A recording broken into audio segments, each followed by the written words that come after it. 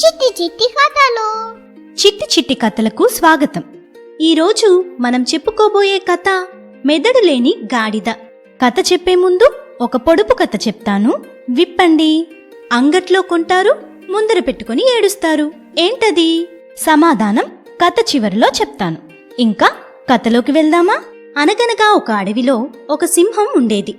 అది కాలక్రమేణా వయసు పైబడి ముసలిదై, వేటాడే శక్తి కూడా లేనిదై, రోజూ ఆహారం ఎలా సంపాదించాలా అనే ఆలోచనలో పడింది.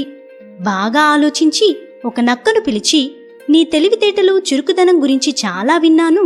నువ్వు నా ప్రధానమంత్రిగా ఉండు. నాకు రోజు ఆహారం సంపాదించే పని నీకే ఇస్తున్నాను అంది. అది విన్న నక్క, చిత్తం మహారాజా, తప్పకుండా ఈ రోజు నుంచి మీకు ఆహారం తెచ్చే పని నాదే అంటూ పొంగిపోయింది. అదే పని మీద నక్క అడవిలో కొంత దూరం వచ్చి అక్కడ గడ్డి మేస్తున్న ఒక బలిసిన గాడిదను చూసి, నిన్ను మన వనరాజు సింహం పిలుస్తోంది, నిన్ను తన మంత్రిగా నియమిస్తుందంట అని చెప్పింది. గాడిద ఆశ్చర్యంగా, నన్నా, ఎందుకు అని అడిగింది. నువ్వు కష్టపడి బాగా పనిచేస్తావు కదా, మంత్రిగా నువ్వే ఉండాలట, ముందు త్వరగా రా అంది నక్క. గాడిద సరే అంటూ నక్క వెంట వెళ్ళింది. గాడిద రావటంతోటే సింహం దానిపైకి ఎగబడింది.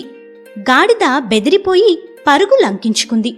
వెంటనే నక్క, స్వామీ, మీరు దాన్ని భయపెట్టేశారు, మళ్ళీ ప్రయత్నించి ఎలాగోలా తీసుకొస్తా అని చెప్పి ఎలాగో దాన్ని ఒప్పించి మళ్ళీ గాడిదని సింహం దగ్గరికి తీసుకొచ్చింది. ఈసారి సింహం గాడిదని చంపేసింది. నక్క మహాజిత్తులమారి, పైగా మంచి ఆకలి మీద ఉంది. సింహంతో నక్క ఇలా అంది, రాజా, నేను దీనికి కాపలాగా ఉంటాను, మీరు ముందు వెళ్ళి శుభ్రంగా స్నానం చేసిరండి, తర్వాత హాయిగా తినొచ్చు అని అంది. సింహం సరేనని శుభ్రంగా స్నానం చేసి నీళ్లు త్రాగి వచ్చేసరికి నక్క గాడిద తలలోని మెదడును తినేసింది. సింహం వస్తూనే, నా ఆహారాన్ని ఎవరు తిన్నారు, దాని మెదడేది అంటూ గట్టిగా గాండ్రించింది.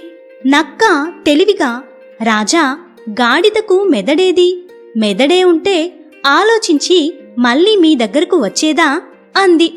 దాంతో సింహం అంతే కదా అనుకుంటూ ఆకలి తీర్చుకోసాగింది. ఈ కథలోని నీతి ఏంటి? ఎల్లప్పుడూ దుష్టులకి దూరంగా ఉండాలి. మీరు చాలా చక్కగా కథ విన్నారు. మరి పొడుపు కథ సమాధానం ఉల్లిపాయ. మా ఈ ఛానల్ మీకు నచ్చినట్లయితే లైక్ చేయండి, షేర్ చేయండి, సబ్స్క్రైబ్ చేయండి. మరిన్ని కథల కోసం బెల్ ఐకాన్ని క్లిక్ చేయండి.